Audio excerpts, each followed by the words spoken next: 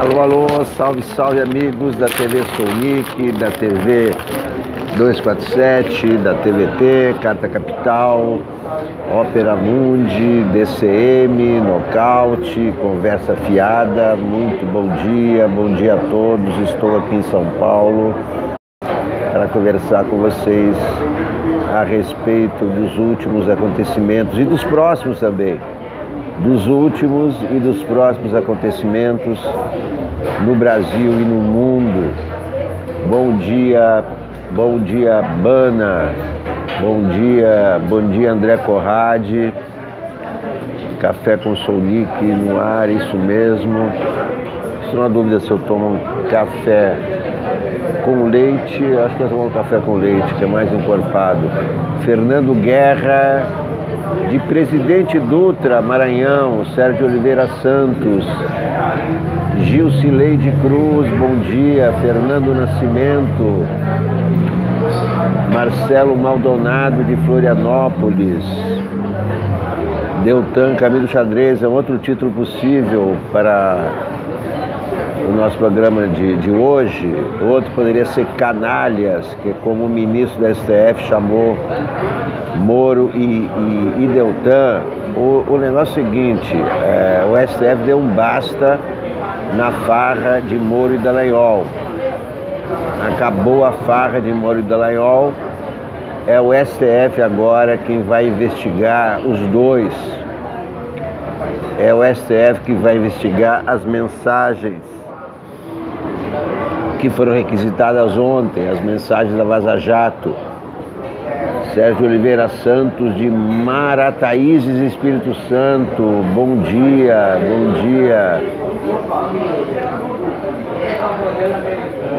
Então é o seguinte, ontem o ministro Luiz Fux ordenou que as provas que o Moro queria destruir não podem ser destruídas, requisitou todas as mensagens e o Alexandre de Moraes reforçou ainda, estabelecendo que as mensagens devem ser entregues ao STF em 48 horas. 48 horas quer dizer amanhã. Eu não sei se vale como dia útil as 48 horas ou não, mas as 48 horas se esgotam amanhã. Isso indica o quê? Indica que é o STF agora que vai investigar. Vai investigar a atuação de Moro e Dallagnol. O STF já pediu a Raquel Dodge para afastar Deltan Dallagnol da Lava Jato. A Raquel Dodge se negou a afastá-lo e caberá ao STF decidir o que vai acontecer com Moro e Dallagnol. Com essa decisão, o STF valida as provas, né? Confirma a autenticidade das mensagens vazadas pela Vaza Jato, diz que as provas são válidas e coloca o Moro e Deltan Dallagnol na situação de ou pede para sair ou vai ser condenado e vai ser muito pior, principalmente o Moro.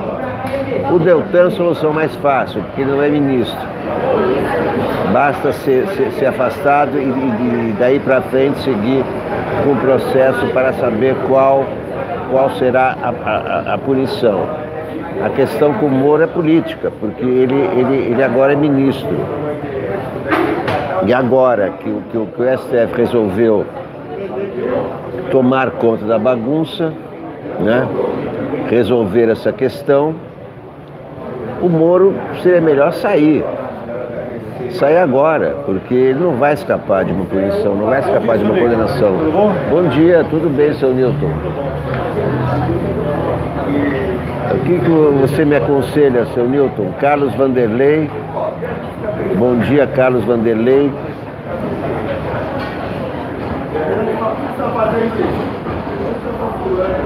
Quem poderia trazer-me um café com leite?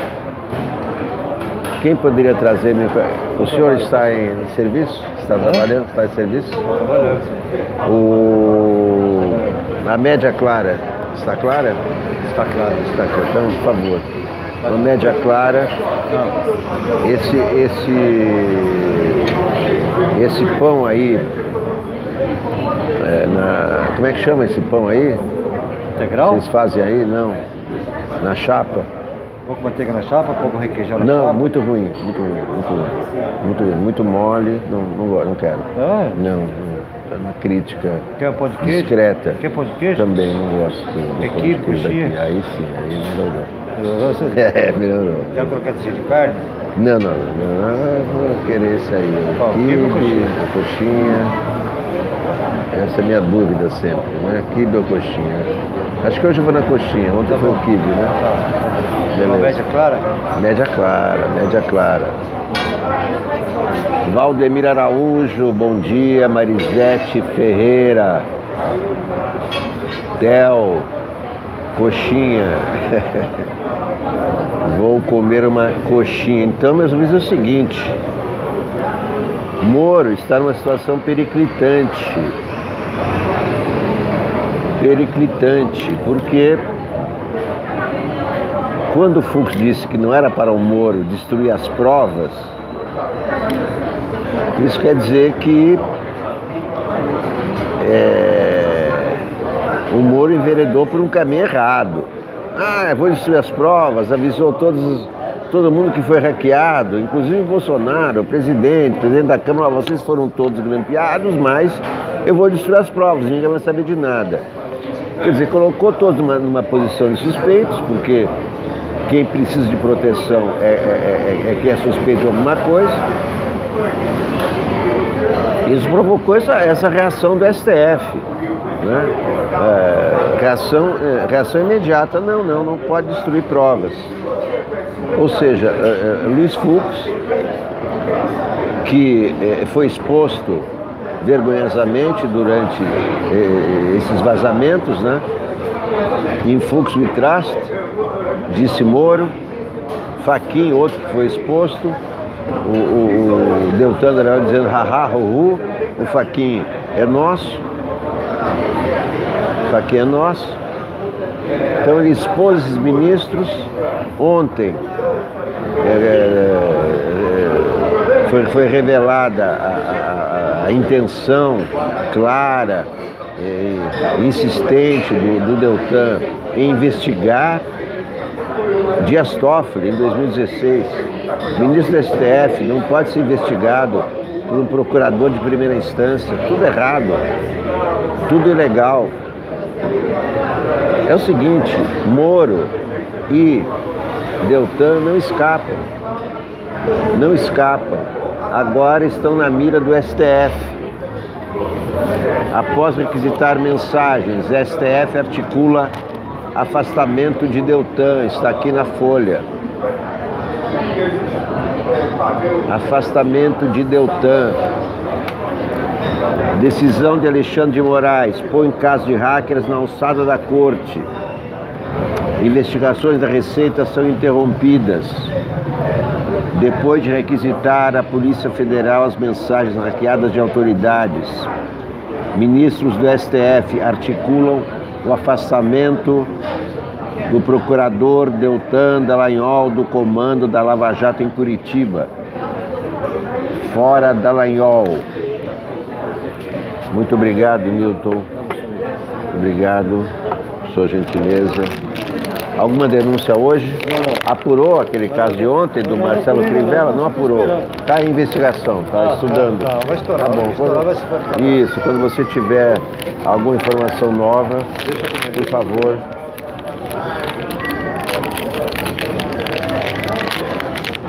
Fora Dallagnol, fora Moro. Fora Dallagnol, fora Moro. Moro,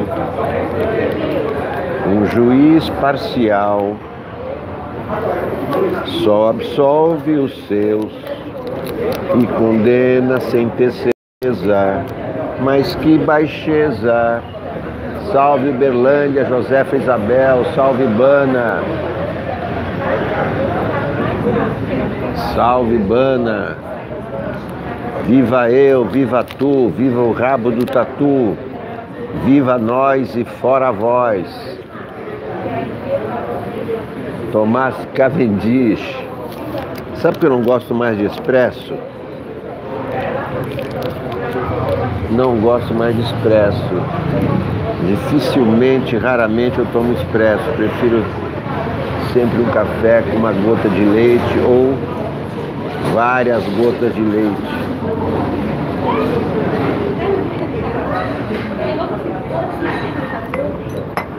Bem, Moro, um juiz sem moral, só absolve os seus e condena sem ter certeza. Mas que baixeza! No seu governo tem Laranjal, tem Queiroz e Mourão, Paulo Guedes e uma ministra chamada Tereza.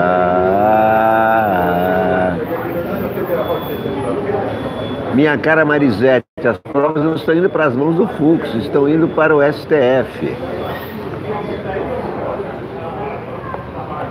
O Fux, depois de ser exposto pela Lava Jato, não está mais alinhado com a Lava Jato.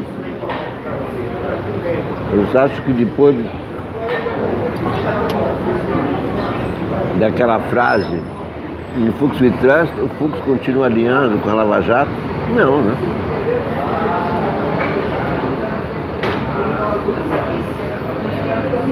Kira Landim, bom dia. Valdemir Araújo.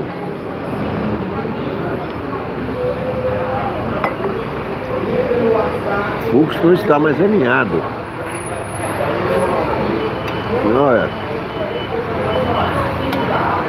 qualquer julgamento no STF que tenha, cujo foco seja Beltrão Dallagnol, ele perde. Tem pelo menos 6 votos contra o Dallagnol e contra o Moro. Em qualquer julgamento. Agora o feitiço virou contra o feiticeiro.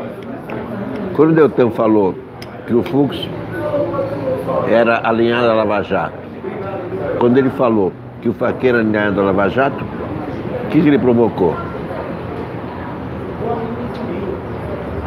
Os caras não podem mais se alinhar com a Lava Jato, para não confirmar o que ele disse, né?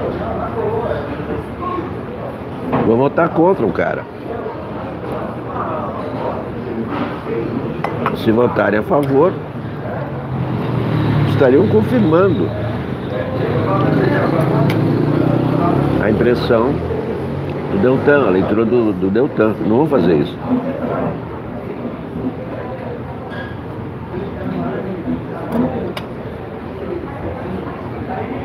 Então é o seguinte, Deltan e Moro estão na mira do STF. Agora é com o STF, acabou a farra. Um dos ministros chamou os dois de canalhas. E ó.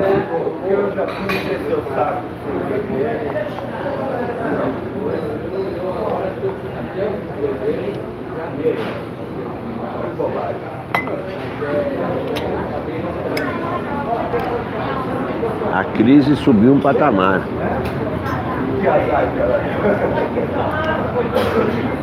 Os ministros souberam que o Toffoli era investigado pelo Deltan, foi a gota d'água.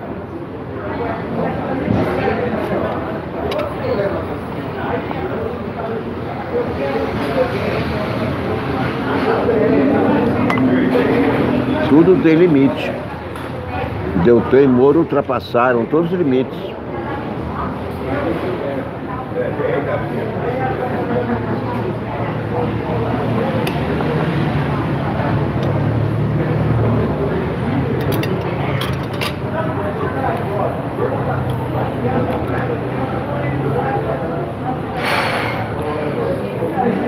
Bernardo Melo Franco escreve no Globo: o alerta do do decano do STF. O decano é o STF.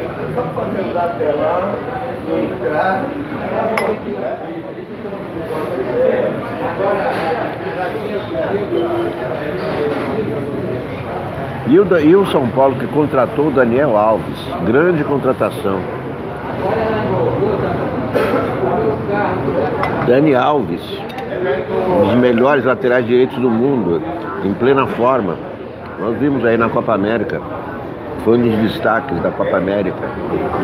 Fátima Trindade, bom dia.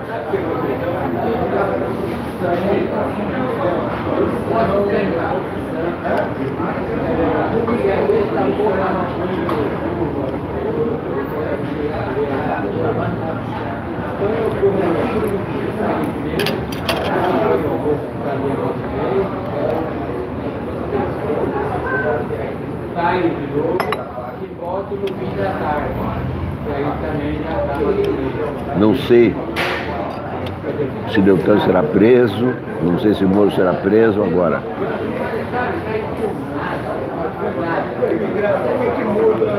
Punidos eles vão ser. Aquilo lá que nós lemos nas mensagens, pelo que saiu,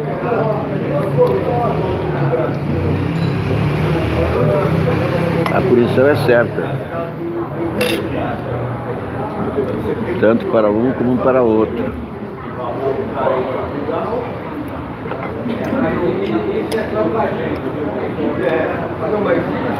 A lei é para todos, inclusive para juízes, inclusive para procuradores.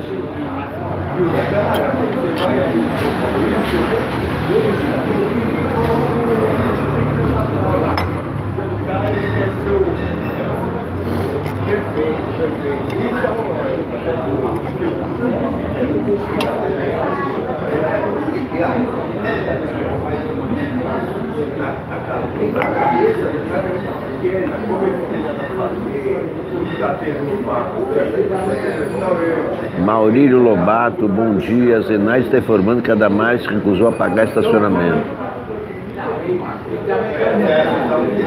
Essa Damares me parece um zumbi, uma assombração.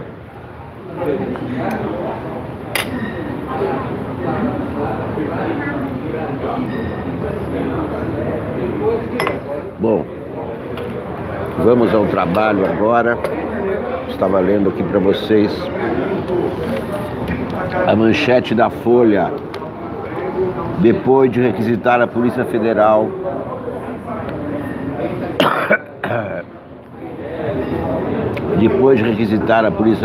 as mensagens hackeadas de autoridades, ministros do STF articulam o afastamento do procurador Deltan Dallagnol do comando da Lava Jato em Curitiba. Pressionada a tomar tal medida, a Procuradora-Geral da República, Raquel Dodge, indica que não quer se indispor com o Ministério Público Federal. A ação, então, pode ser decidida pelo Supremo. É o Supremo que vai defenestrar o Deltan e o Moro. Alexandre de Moraes, relator do inquérito das fake news, deu 48 horas para receber os diálogos, ou seja, esse episódio vai fazer parte do inquérito a respeito de ataques ao STF. Dessa forma, colocou o caso também na alçada do STF, que ontem teve dia movimentado. Ministros criticaram Deltan após a Folha, em parceria com o site Intercept Brasil, revelar que em 2016 o procurador incentivou colegas a investigar Dias Toffoli, hoje presidente da Corte. Moraes suspendeu investigações da Receita que atingiam juízes e Gilmar Mendes classificou a atuação do chefe da Força Tarefa da Lava Jato como uma conversa de botequim. Vamos ver aqui nas páginas do Miolo, páginas A4 e A5. A4 e A5.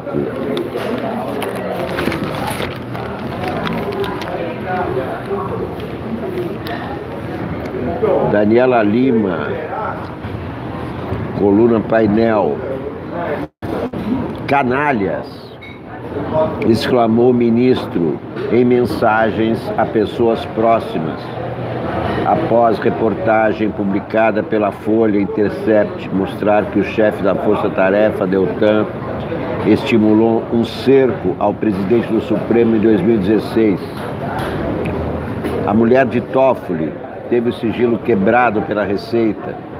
Os dados vazaram. O mesmo ocorreu com o caso Gilmar Mendes e Guiomar, sua mulher. O chefe do fisco, Marco Sintra, foi avisado de que, se não entregar de maneira pormenorizada a lista de servidores que acessaram sigilos de agentes públicos e a justificativa legal para a devassa, o órgão, não só os auditores, vai entrar na mira do STF e de outros tribunais.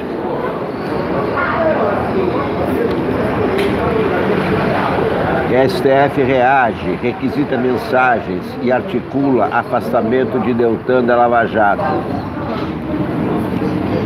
Depois de requisitar à Polícia Federal as mensagens hackeadas de autoridades, ministros do STF articulam o afastamento do procurador Deltan Dallagnol. Nos bastidores, buscam os caminhos para que isso ocorra. A Procuradora-Geral da República, Raquel Dodge, tem sido pressionada a determinar essa medida a partir de Brasília. Nesta quinta-feira, ela convocou uma reunião de emergência para discutir o assunto. Pessoas próximas a ela dizem que Dodge não estaria disposta a se indispor com os colegas do Ministério Público Federal. Há pouco tempo ela afagou o Deltan e o Moro. Com isso, o destino de Deltan na Lava Jato teria de ser decidido pelo STF.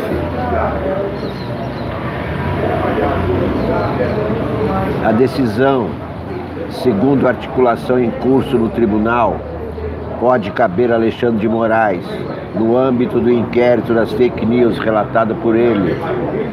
Na noite de ontem, Moraes determinou que as mensagens apreendidas pela PF sejam encaminhadas ao Supremo no prazo de 48 horas. Assim, o caso dos hackers também passa a estar sob a alçada do Supremo. A reação do STF se deu no dia em que mensagens publicadas pela Folha revelaram Deltan incentivando a investigação de Dias Toffoli. De acordo com relatos feitos à Folha, os ministros criticaram duramente a atuação de Deltan, que, na avaliação deles, passou a usar a operação de combate à corrupção como instrumento de intimidação. Conforme as mensagens, Deltan buscou informações sobre as finanças pessoais de Toffoli e sua mulher, Roberta Rangel, e evidências que os ligassem a empreiteiras envolvidas com esquema de corrupção na Petrobras. A Constituição determina que ministros do STF não podem ser investigados por procuradores de primeira instância, como Deltan e colegas. Diante de notícias veiculadas apontando indícios de investigação ilícita contra ministros dessa corte, expressa-se o ofício ao juiz da 10ª Vara Federal de Brasília, solicitando cópia integral do inquérito e de todo o material apreendido, determinou Alexandre de Moraes.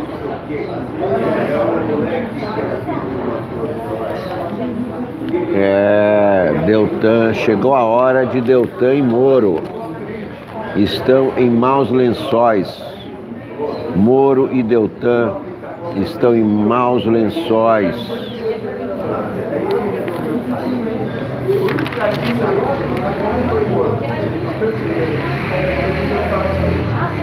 Em novo depoimento à Polícia Federal, Delgatti reduz o número de vítimas.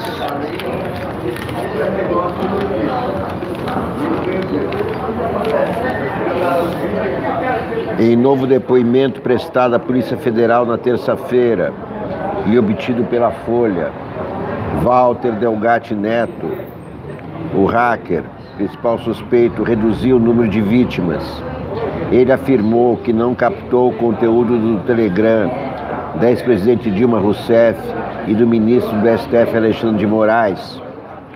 Delgatti disse ainda que não passou as mensagens obtidas para qualquer outra pessoa, além do jornalista Glenn Greenwald.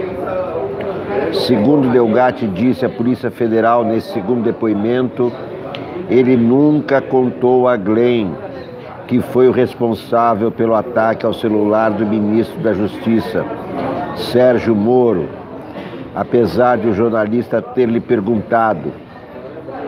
E com isso, como o Glenn não sabia que se tratava de um hacker, ele não pode ser investigado nem por cumplicidade, nem por hackeamento. Não tem como o Glenn ser investigado. Ele não sabia que o material que ele recebeu era produto de crime. Isso dito pelo próprio criminoso. O crime foi praticado pelo hacker, Delgatti, que entrou nos celulares. Não foi praticado pelo Glenn, que apenas publicou o material e tem todo o direito. O suspeito também modificou detalhes de seu primeiro depoimento. Delgatti confirmou que pegou o telefone de Glenn com a ex-deputada Manuela Dávila, mas disse que nunca repassou a ela um áudio de conversa entre procuradores da Operação Lava Jato, como relatara antes. No fim de semana, seus advogados divulgaram uma nota afirmando que Delgatti havia deixado informações devidamente resguardadas por fiéis depositários, nacionais e internacionais.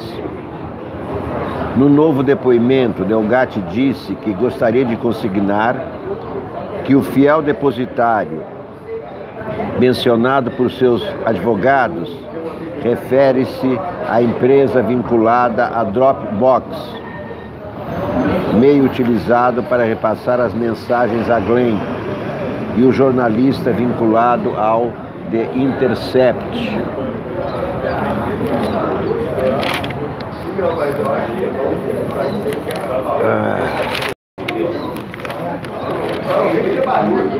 Uma espada sobre Curitiba, escreve na Folha Bruno Bogossian.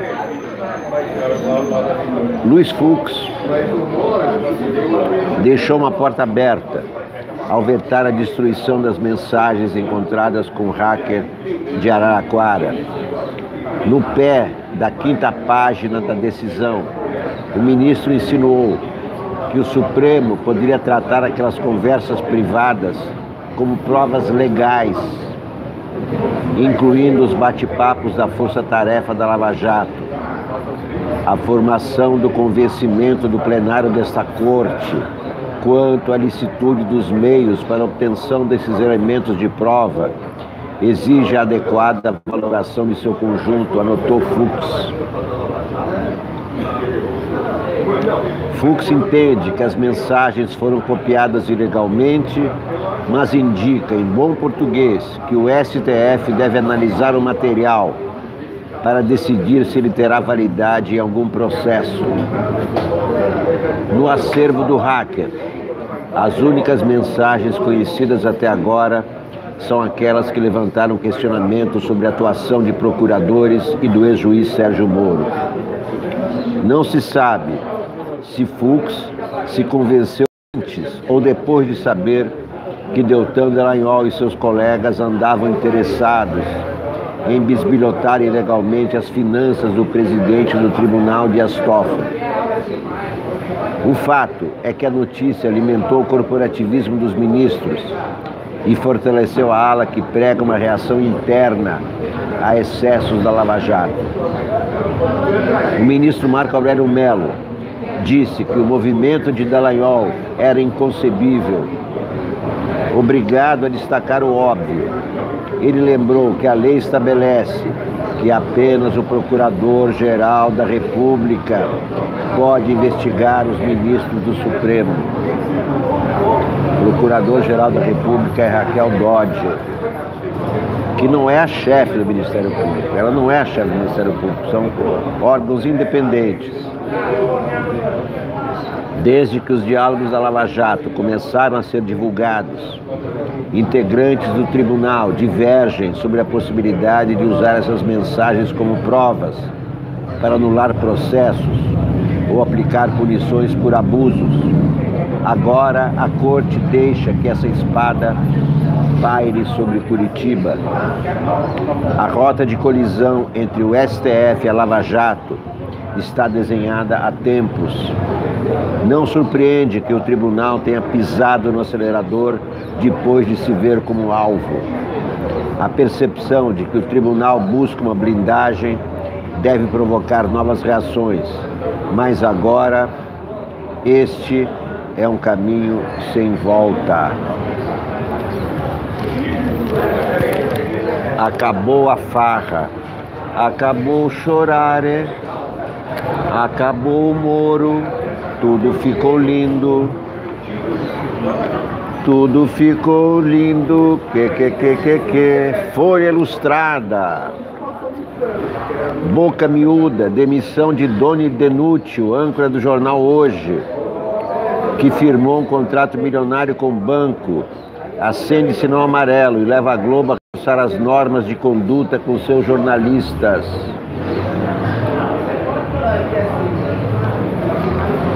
Quando pediu demissão do jornal Hoje, que apresentava havia 2 anos, Doni Denútil deu nesta quinta-feira um fim precoce a uma das carreiras mais promissoras dentro do jornalismo da TV Globo. Ele deixa a bancada por infringir um código de ética da emissora. Segundo revelou o site Notícias da TV, o jornalista, em 2 anos, firmou uma série de contratos com o Bradesco, que superavam a casa dos 7 milhões de reais. O site publicou também uma troca de e-mails entre o apresentador e a instituição financeira, nos quais ele negociava valores que em 3 anos chegariam a 60 milhões de reais. Denúcio não estava sozinho, porém, o que agrava este cenário. Depois que seus contratos milionários se tornaram públicos, outros casos foram identificados dentro da maior emissora do país. Renata Vasconcelos, apresentadora do Jornal Nacional, e Rodrigo Bocardi, do Bom Dia São Paulo, estão na lista dos que participaram de produção de conteúdo para o Bradesco. Vasconcelos, segundo a nota da Globo, que confirma a reportagem, uma informação revelada pela revista Veja, gravou um vídeo interno para o banco. A âncora diz que o serviço ocorreu há 8 ou 10 anos. Segundo a nota, Bocardi foi pago por uma série de 9 palestras para funcionários, realizadas há 2 anos.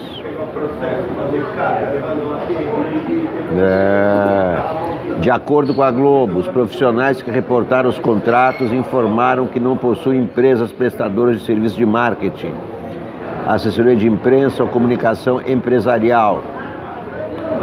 Esse era o caso de Denútil.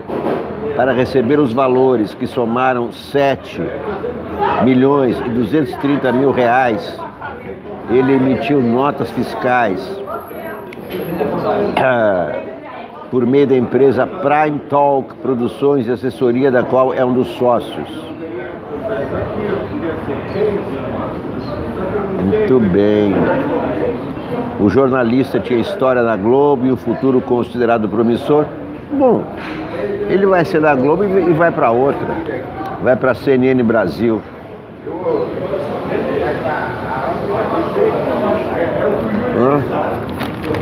Não acabou a carreira dele. Acabou a carreira dele na Globo. Pode ir para Record, pode ir para CNN Brasil, sabe-se lá para onde. Peso pesado, a nota da Mônica Bergamo. A comissão Arns, Paulo Evaristo Arns, entrará como amicus curiae, interessada na causa, na ação em que o presidente da OAB, Felipe Santa Cruz, afirma que Jair Bolsonaro cometeu crime de calúnia contra a memória do pai dele, Fernando Santa Cruz. Bolsonaro afirmou que sabe que o Fernando Santa Cruz, que é desaparecido político, morreu, assassinado por militantes de esquerda. A afirmação contraria documentos oficiais do próprio governo. A entidade Arns é integrada, entre outros, pelos ex-ministros José Carlos Dias e José Gregori, Luiz Carlos Bresser Pereira, Antônio Cláudio Maris de Oliveira, Fábio Comparato, Maria Hermínia Tavares de Almeida e Maria Vitória Benevides.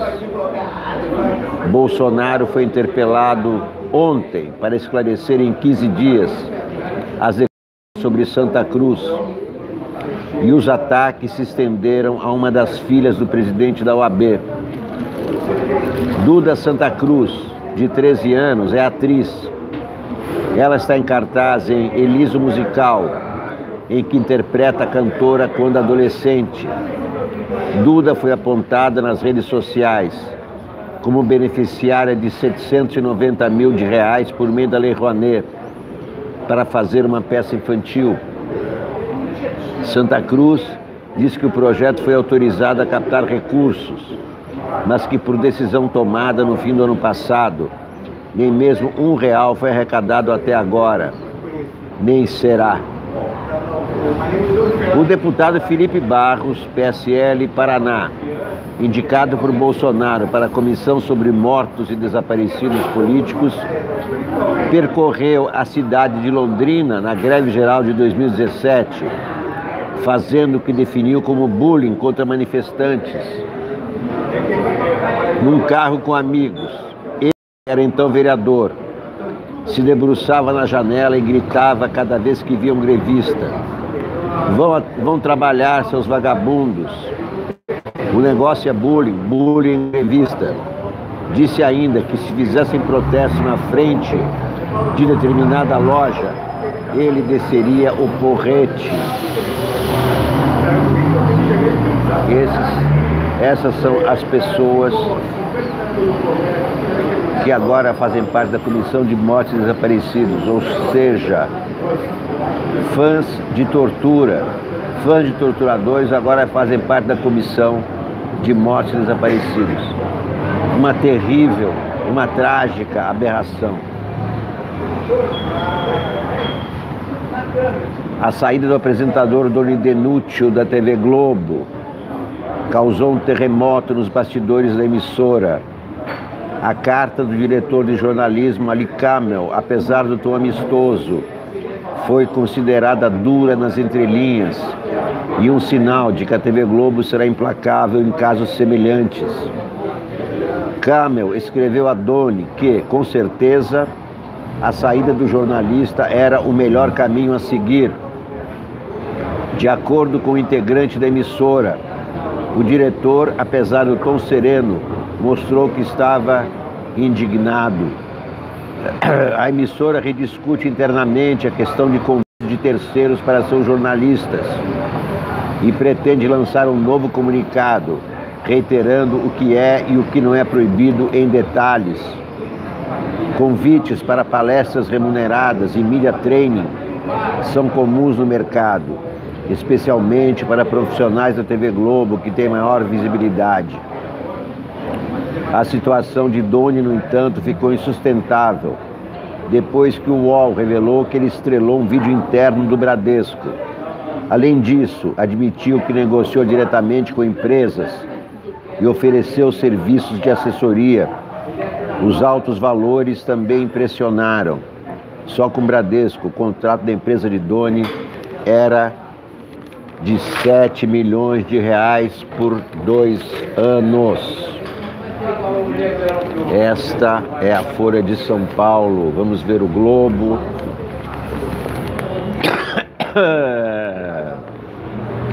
Bernardo Melo Franco, alerta do decano do STF, página 5. Hoje tem bons colunistas no Globo.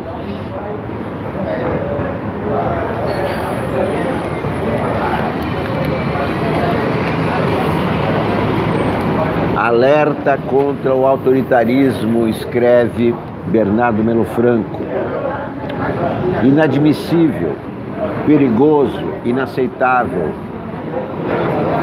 Os adjetivos foram usados ontem por Celso de Mello, o ministro mais antigo do Supremo. Ele se referia ao comportamento de Jair Bolsonaro no poder. Inadmissível, perigoso, inaceitável. A corte discutia a canetada presidencial que voltou a retirar da FUNAI a demarcação de terras indígenas. Bolsonaro atropelou o Congresso e reeditou uma medida provisória que já havia sido derrubada. Uma manobra de agressividade e inconstitucionalidade. Uma inconstitucionalidade, definiu a ministra Carmen Lúcia. Os ministros condenaram o truque por unanimidade. Último a falar, Celso de Mello afirmou que o presidente cometeu uma inaceitável transgressão à autoridade suprema da Constituição, uma inadmissível e perigosa transgressão ao princípio fundamental da separação dos poderes. O decano criticou a ditadura militar, sempre louvada pelo presidente. Ele lembrou que um governo que não se submete às leis é incompatível com a democracia.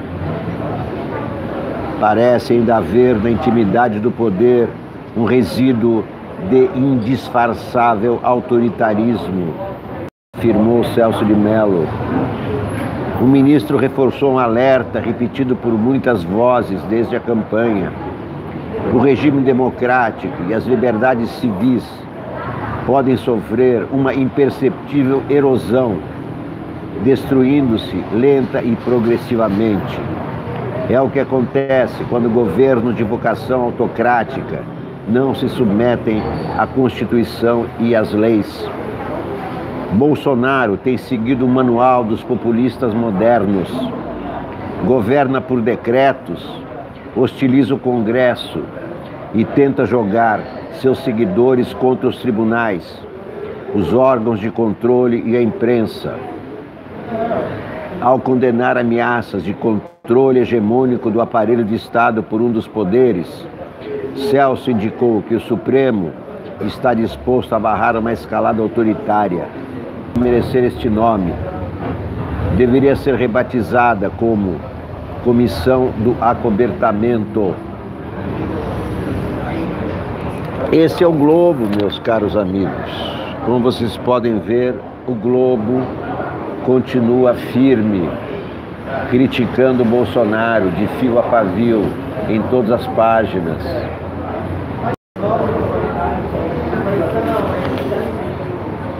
Olha aqui, no Supremo, o limite do governo. Celso de Mello fala em busca autoritária no ato de Bolsonaro sobre FUNAI. Vejam o título da matéria do Globo. Vocês acham que o Globo é governista?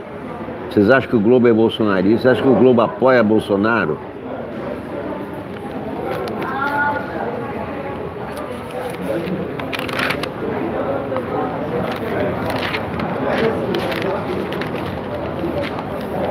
Merval Pereira escreve, campeão de tiro no pé. Foi o que eu disse ontem no Boa Noite 247. Tiro no pé. O ditador colocou na mesa um assunto que não estava na pauta, não estava na ordem do dia, que é tortura. A ditadura e a tortura. Escreve Merval Pereira. O presidente Bolsonaro, que está ganhando medalha de ouro no Campeonato Mundial de Tiro no Pé, deu ontem mais 2, em temas de grande sensibilidade internacional. voltou a acusar o INPE de estar divulgando dados falsos sobre o desmatamento da Amazônia, talvez com má fé, e vai ter que voltar para a FUNAI a demarcação das terras indígenas, por uma decisão unânime do STF. É impressionante que o presidente não se importe com a repercussão para a imagem do país em questões envolvendo índios e desmatamento. Bolsonaro reconheceu que sua fama no exterior é péssima, mas a atribui a rótulos que colocam nele. Não entende, infelizmente, que ajuda a fortalecer esses rótulos com atitudes como a de cancelar em cima da hora a audiência com o chanceler francês Jean-Yves Le Drian. O que já era uma desfeita diplomática grave, piorou ontem, quando, num de seus rompantes, revelou a verdadeira razão do cancelamento. O que ele foi fazer se encontrando com ONGs?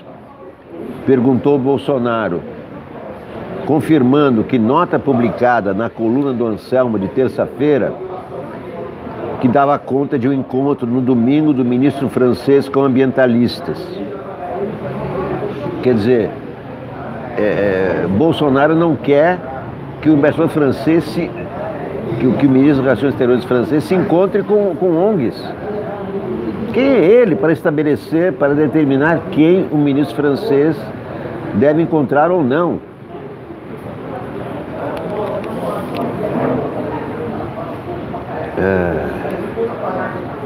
Com relação ao INPE, ele ontem cometeu o mesmo erro anterior, quando disse que correspondentes estrangeiros, para correspondentes estrangeiros, que os números eram falsos.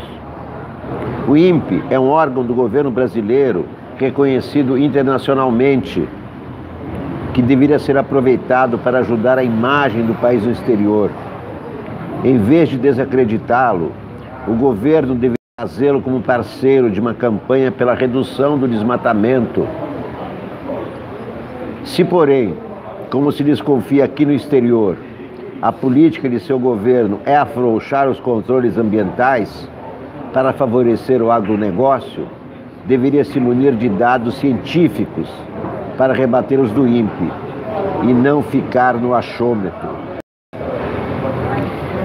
Quem considera que Bolsonaro é um gênio no mundo digital, liga o alerta, pois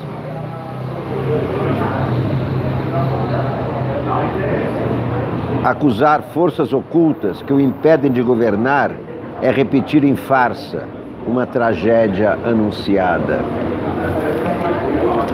Merval Pereira no Globo. Nelson Mota. A palavra do ano. No ano passado, a vencedora foi fake. E agora desponta a mais forte candidata, a palavra mais popular de 2019, que fez tanto sucesso porque define com precisão uma época do país marcada por ela. A linguagem é tosca, os debates são toscos, o presidente é a sua mais completa tradução. Abre aspas, não lapidado, pedra tosca, que conserva características originais, sem interferências exteriores, desenvolvido ou realizado sem cuidado ou refinamento, grosseiro, mal feito, definido pelo excesso de indelicadeza, de grosseria, bronco, desprovido de bons costumes, sem refinamento cultural, inculto, pessoa tosca, diz o dicionário.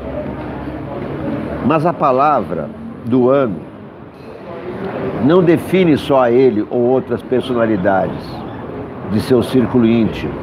Se espalha pelo seu ministério, pelos seus fanáticos, pelas mentiras bizarras e desmentidos bizonhos. Tosca foi a invasão dos celulares de autoridades, como ensinou o hacker Walter Delgatti Neto. É facílimo, está ao alcance de qualquer adolescente, porque o sistema de proteção de dados das operadoras é tosco. O debate político não poderia ser mais tosco e rasteiro. Bolsonaro diz que quer acabar com o viés ideológico no governo, mas quer só trocá-lo pelo seu. Toscos têm profundo desprezo pela inteligência alheia. O tosco mostra-se imune a influências externas, por melhores que sejam. Prefere manter a ignorância original, que se torna um estilo com que muita gente se identifica como um sinal dos tempos. É diferente da burrice, como incapacidade de compreensão e raciocínio. É uma escolha pela intolerância e o radicalismo de ideias e atitudes de grupos formados no autoritarismo, no machismo, na homofobia e no racismo. Os toscos odeiam a ciência e o refinamento, porque lhes revelam sua ignorância e pequenez, cultivam a incultura como autenticidade e desprezam as artes porque não as conhecem, confundem autoridade com autoritarismo grosseiro. As guerras culturais em curso não são ideológicas, nem religiosas ou racionais. São a vingança dos toscos contra a cultura e a civilização. A palavra do ano para mim não é fake, é hacker. Essa é a palavra do ano, hacker.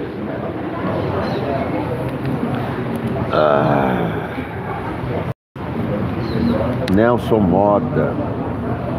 Eduardo Afonso, também no Globo, escreve: prezado Jair.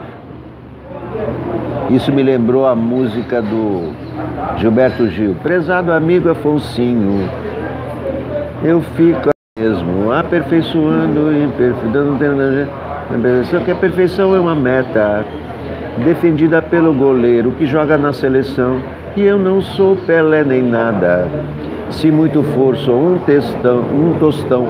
Prezado amigo Afonsinho, prezado Jair. Escreve Eduardo Afonso. Escrevi-lhe uma carta aberta às vésperas da eleição, para dizer que torcia pelo sucesso do seu governo e pedir que pensasse no comportamento dos seus filhos, na questão dos direitos humanos e do meio ambiente, desse apoio à Lava Jato, não fosse tão boquerroto. Santa ingenuidade. O senhor, pelo visto, não leu o Globo aquele dia. Ou leu e achou que se tratava de psicologia reversa. As frases infelizes continuaram e seguem num crescendo. Os paraíbas, entre aspas, que o digam, e as mulheres. Quem quiser vir aqui fazer sexo como mulher, fique à vontade. E os que estão abaixo da linha da pobreza. Fome no Brasil é uma grande mentira.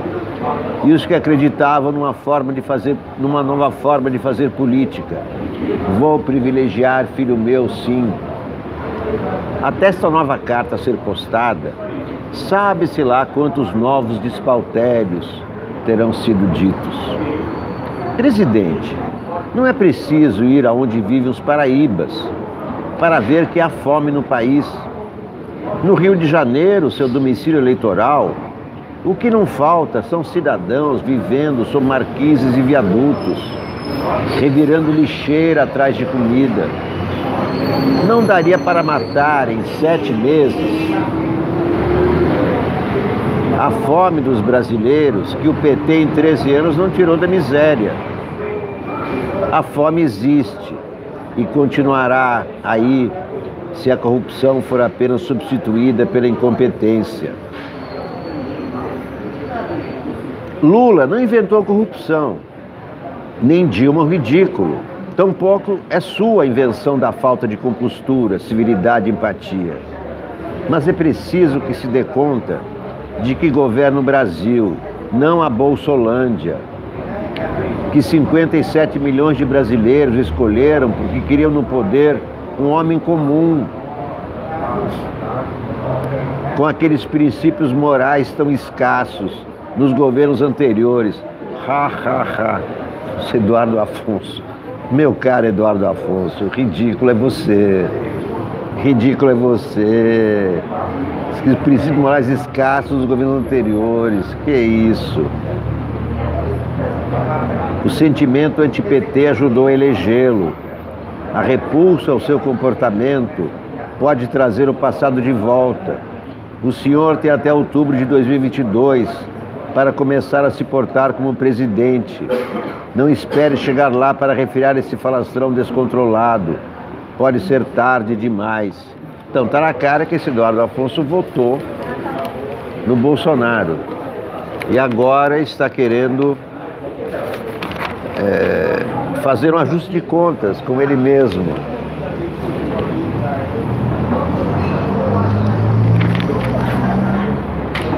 A guinada à direita, aqui o que escreve o Globo.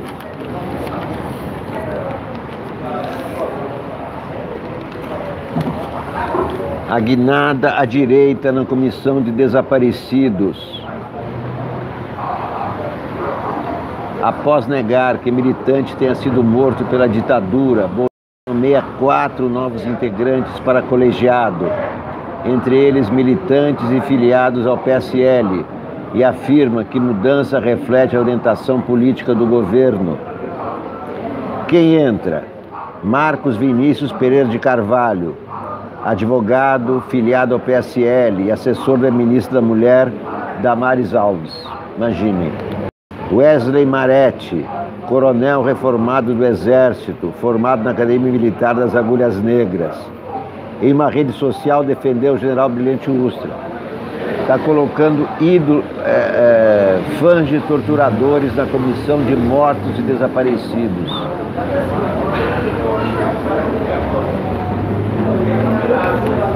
Quem entra? Vital Lima Santos, oficial do Exército, atuava na chefia de gabinete do Ministério da Defesa. Felipe Barros, eleito para primeiro mandato, deputado do PSL, comemorou no Twitter o golpe de 64, já foi denunciado por incitar discriminação. Esses são os novos membros da Comissão Especial de Mortos e Desaparecidos Políticos. Do torturador Carlos Alberto Brilhante Ustra, pessoas que comemoram o golpe de 64, esses são os novos integrantes da comissão, ou seja, a comissão é que está morta. Não é que a comissão não terá mais esse nome. A Comissão de Mortos e Desaparecidos, que está em lei, está na Constituição, foi assassinada pelo ditador Bolsonaro. Mais um assassinato das instituições promovido pelo ditador Bolsonaro. Meus amigos, meus queridos amigos da TV Sonic, muito obrigado a todos por assistirem nosso primeiro programa de hoje. Sempre faço transmissões ao vivo, sem fake news, sem conspirações, sem teoria da conspiração. Esse é o filtro que eu faço aqui. O que é fake news e o que é teoria da conspiração, eu evito. Porque notícia tem que responder a 5 questionamentos. O que, como, quem, onde, por quê. Se não responde a essas 5 perguntas, não é uma notícia, é boato. E jornalismo não pode dar espaço para boatos. Isso aqui não é um botequim, isso não é conversa de botequim, isso é uma conversa de jornalista com seus leitores. A intenção dessa conversa é esclarecer, é descobrirmos o que está oculto, não é demonizar, não é insultar, não é ofender, é procurar sempre chegar o mais próximo possível da verdade. É difícil chegar à verdade absoluta. Talvez nunca cheguemos lá, mas nunca devemos desistir de procurar a verdade. Muito obrigado a todos. Até a próxima transmissão. Tchau.